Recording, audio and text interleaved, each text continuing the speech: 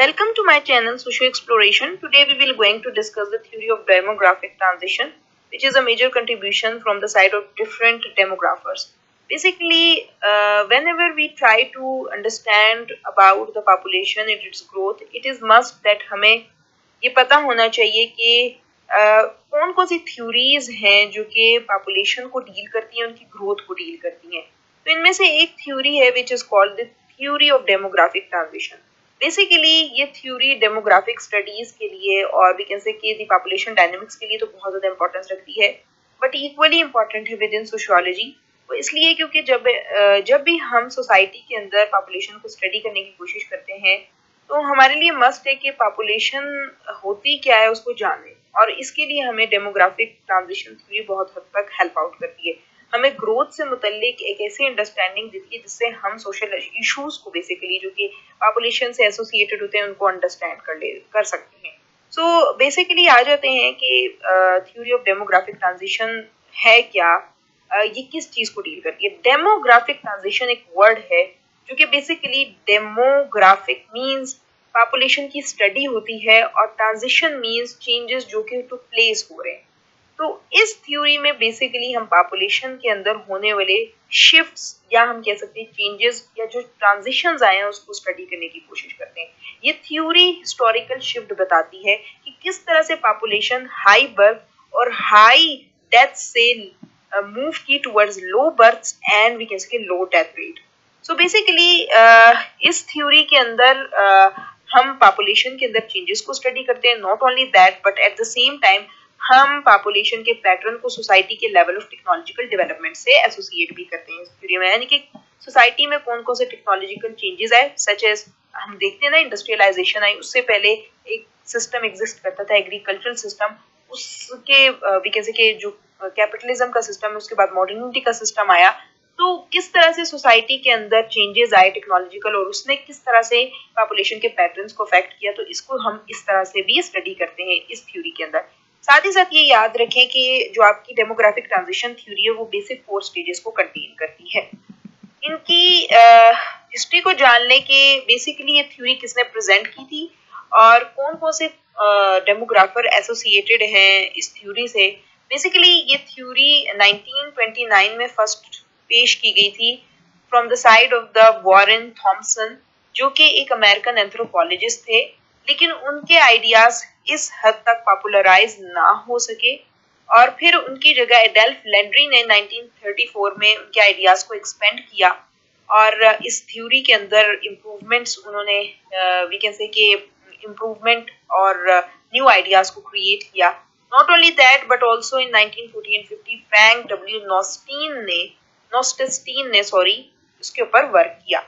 तो ये कुछ थिंकर्स हैं जो कि एसोसिएटेड हैं इसकी हिस्ट्री से कि इसको सिर्फ एक स्पेसिफिक पर्सन ने इंट्रोड्यूस नहीं करवाया. सबसे इनिशियल पर्सन वॉरेन थॉमसन थे और उसके बाद उसको एडल्फ लैंड्रे ने जो है एक्सटेंड किया. Not only that but also 1950 में फ्रैंक डब्ल्यू नोस्टेस्टीन ने इसके ऊपर काम किया. बिफोर वी कैन से कि गोइंग थ्रू एनी स्टेजेस जो कि इससे एसोसिएटेड है इस थ्योरी से, इसने किस तरह से 4 स्टेजेस के थ्रू सोसाइटी के अंदर पॉपुलेशन की डेवलपमेंट पे बात की है. बिफोर डूइंग दैट हमें इसका एक ग्राफ या आपको दिख रहा होगा, बेसिकली एक सिंपल सा ग्राफ है जिसको अंडरस्टैंड करके आपको ये आसानी हो जाएगी कि आप हर स्टेज को अच्छे तरीके से अंडरस्टैंड कर सकें. तो बेसिकली ये ग्राफ 4 स्टेजेस को जिस तरह से आप देख सकते हैं कंटेन कर रहा है, the stage 1, the stage 2, the stage 3 and the stage 4. So basically सबसे पहले हम स्टेज 1 को अंडरस्टैंड कर लेते हैं. अब डेमोग्राफिक ट्रांजिशन थ्योरी कहती है कि जो पास्ट था वो हमारा क्या था, स्टेज 1 था. ये एक ऐसा वी कैन से कि जमाना था जो कि प्री इंडस्ट्रियल पीरियड था. इसमें बर्थ रेट ज्यादा थी, डेथ रेट भी ज्यादा थी, लिहाजा जो पॉपुलेशन थी वो स्टेबल ही रहती थी या कभी कभार डिक्लाइन की तरफ भी चली जाती थी. फिर क्या हुआ कि स्टेज 2 की तरफ हमने मूव किया. इसको ट्रांजिशनल स्टेज कहते हैं, यानी कि वो स्टेज थी जिसमें हमने इंडस्ट्रियलाइजेशन को की तरफ अपने आप को मूव करवाना शुरू कर दिया. इससे क्या हुआ कि बर्थ रेट तो उतना ही रहा लेकिन डेथ रेट में डिक्लाइन आया. व्हाई? बिकॉज साइंटिफिक एडवांसमेंट्स आने लगी, इसकी वजह से जो डेथ रेट है वो डिक्लाइन का शिकार हो गया. ठीक है. फिर हमारी थर्ड स्टेज है जो कि इंडस्ट्रियल पीरियड की स्टेज है. बेसिकली इसमें मुकम्मल तौर पर इंडस्ट्रियलाइजेशन फुल फ्लेज्ड अकर हो गई सोसाइटीज के अंदर. और ये हुआ कि जो बर्थ रेट है वो भी डिक्लाइन की तरफ आने लग गया। वाई? बिकॉज फैमिली प्लानिंग का कंसेप्ट इमर्ज होने लग गया, साथ ही साथ लोगों ने कॉन्ट्रासेप्टिव मेथड्स का इस्तेमाल ज्यादा करना शुरू कर दिया, बर्थ कंट्रोल का सिस्टम आने लग गया, डेथ रेट उसी तरह डिक्लाइन की तरफ ही रहा। और वी कैन से कि इवन इस हद तक नहीं कि डेथ रेट जो है मीन स्टेबलाइज रहा इस पीरियड के अंदर। एंड लास्ट स्टेज है पोस्ट इंडस्ट्रियल स्टेज। ये भी एक बहुत ज्यादा इंपॉर्टेंट स्टेज है। बेसिकली ये वो स्टेज है जो कि यूएसए, जापान आपको इसकी कंडीशन में नजर आएंगे, और यूरोपियन बहुत सारी कंट्रीज।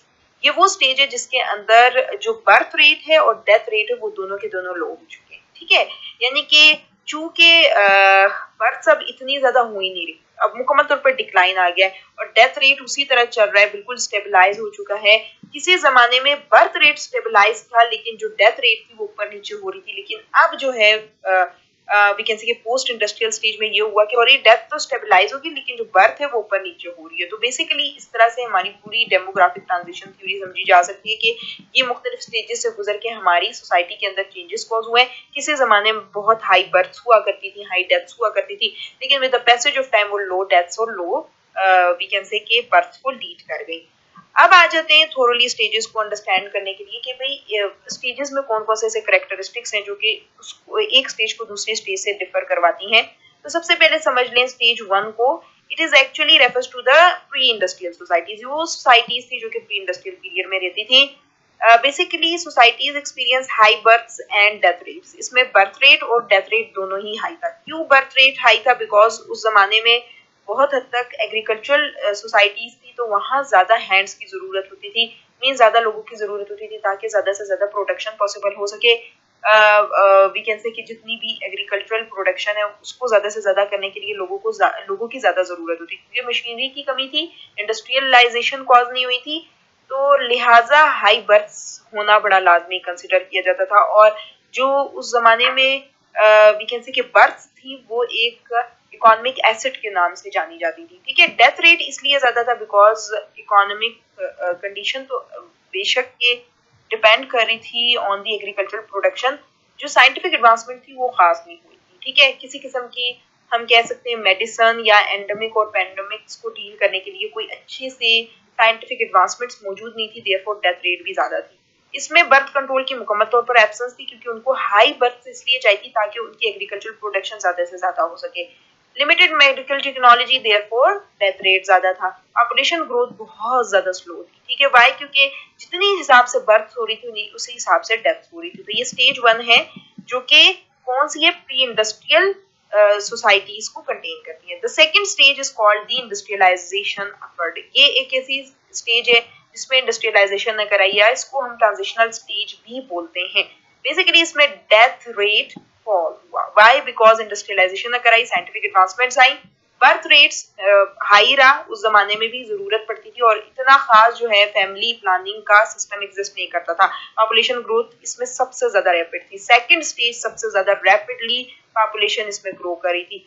वो इसलिए क्योंकि डेथ रेट तो फॉल हुई लेकिन जो बर्थ रेट है वो उसी हिसाब से जा रही थी। देयरफॉर क्या हुआ कि जब डेथ रेट जो है मतलब जो डेथ है वो कम से कम अगर हो रही थी, बर्थ ज्यादा से ज्यादा हो रही थी, तो इवेंचुअली बिल्कुल एक दूसरे के ऑपोजिट जा रहे थे। तो इससे क्या हुआ कि पॉपुलेशन तेजी से चेंज हुई। और जितनी भी आपको आज की इंडस्ट्रियलाइजिंग कंट्रीज नजर आएंगी तो स्टेज 2 की ही नजर आएंगी, क्योंकि तेजी से पॉपुलेशन ग्रो कर रही है। डेथ रेट तो स्टेबल का स्टेबल है क्योंकि एडवांसमेंट्स आ चुकी है, लेकिन जो बर्थ रेट वो तेजी से बढ़ रहा है, ठीक है। अब आ जाती है एक another stage which is the stage 3। ये मैच्योर इंडस्ट्रियल इकोनॉमीज को कंटेन करी। इसमें बहुत सारी नेशंस आप ले सकते हैं। बेसिकली इसमें बर्थ रेट ड्रॉप होने लग गया। अब जरूरत नहीं रही, क्योंकि जाहिर है ना सिर्फ ये कि जो बच्चे हैं वो अब एसेट नहीं रहे, इकोनॉमिक एसेट नहीं रहे, वो इकोनॉमिक लायबिलिटी बन गए। उनके खर्चे, उनकी पढ़ाइयाँ, उनकी जो है क्या नाम है फाइनेंशियल सपोर्ट बहुत मुश्किल हो गया। देयरफॉर अब बर्थ रेट ड्रॉप होता जा रहा है और मोस्ट इंपोर्टेंटली फैमिली प्लानिंग और भी कैसे कि जो फैमिली सिस्टम है वो भी बहुत हद तक चेंज हुआ है।